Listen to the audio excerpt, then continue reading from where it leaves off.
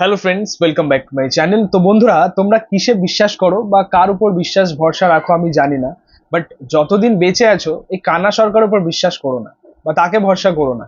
পুরোই জালি এই মালটা। যতদিন না আমাদের দেবদা ধূমকেতু রিলিজ ডেট নিয়ে কোনো রকম কনফার্মেশন দিচ্ছে বা অফিসিয়াল আপডেট দিচ্ছে, ততদিন কোনো রকম গুজব, কোনো রকম রিমার্স বা কোনো রকম উল্টোপাল্টা আপডেটের দিকে কোনো মাথা দেওয়ার দরকার নেই। ধূমকেতু যখন রিলিজ হওয়ার ঠিক রিলিজ করে যাবে। বাট এখন এই মুহূর্তে দাঁড়িয়ে এটা বলাই যায় যে ধূমকেতুর কথাটা ভোলাটাই স্বাভাবিক। ভুলে যাও ধূমকেতুর কথা। ধূমকেতু এই মুহূর্তে কিন্তু রিলিজ পাবে না। ধূমকেতু সত্যি বলতে এখন অনেক জটিলতার মধ্যেই রয়েছে যেটা মনে হচ্ছে, কারণ তাদের রিলিজ দেওয়ার কথা ছিল ঠিক এই সময়টা করেই আর কি। জুনে হয়তো আসার কথা ছিল বা তার আগে 1 মাস আগে আসার কথা ছিল, এমন একটা আপডেটও ছিল। বাট ছবিটা রিলিজ করলো না।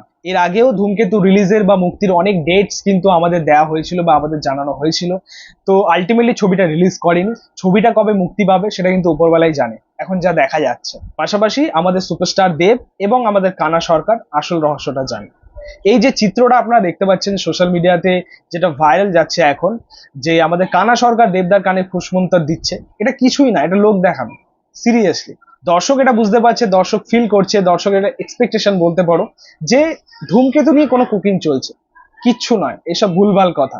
আলটিমেটলি এই ছবিটা কিন্তু এখন রিলিজ করবেই না। এটা বিরাট জটিলতার মধ্যেই রয়েছে, এবং এইসব করে আমাদের কানা সরকার, কানা সরকার, সে কিন্তু একটা কি বলবো, মানুষের মধ্যে লাইমলাইটে আসার চেষ্টা করছে। ভাই সিরিয়াসলি এই সবের মধ্যে আমাদের কানা সরকার পিএইচডি করে রেখে দিয়েছে।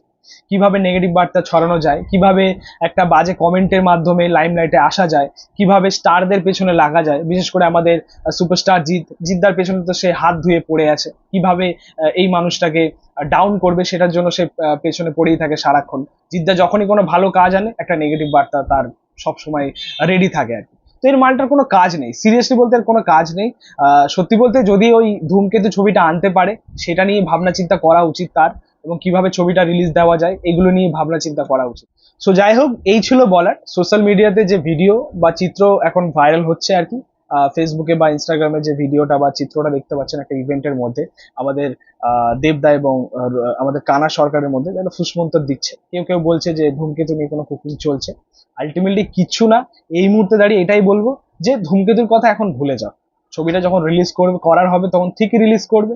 এবং আমাদের দেবদা যখন কনফার্মেশন দেবে, ফাইনাল কনফার্মেশন বা অফিসিয়াল কনফার্মেশন দেবে, ঠিক তখনই ভরসাটা রেখো, তখনই বিশ্বাসটা করো। এটাই ছিল বলা। তো বন্ধুরা, তোমাদের মতামত, রিয়াকশন অবশ্যই কমেন্টে জান। ভিডিওটা ভালো লাগলে অবশ্যই লাইক কমেন্ট শেয়ার করে দিও, পাশে থেকে সাপোর্ট করো, চ্যানেলটাকে অবশ্যই সাবস্ক্রাইব করে দিও, পাশে থাকা বেল আইকন প্রেস করে দিও পরবর্তী ভিডিওগুলো আপলোড। Thank you.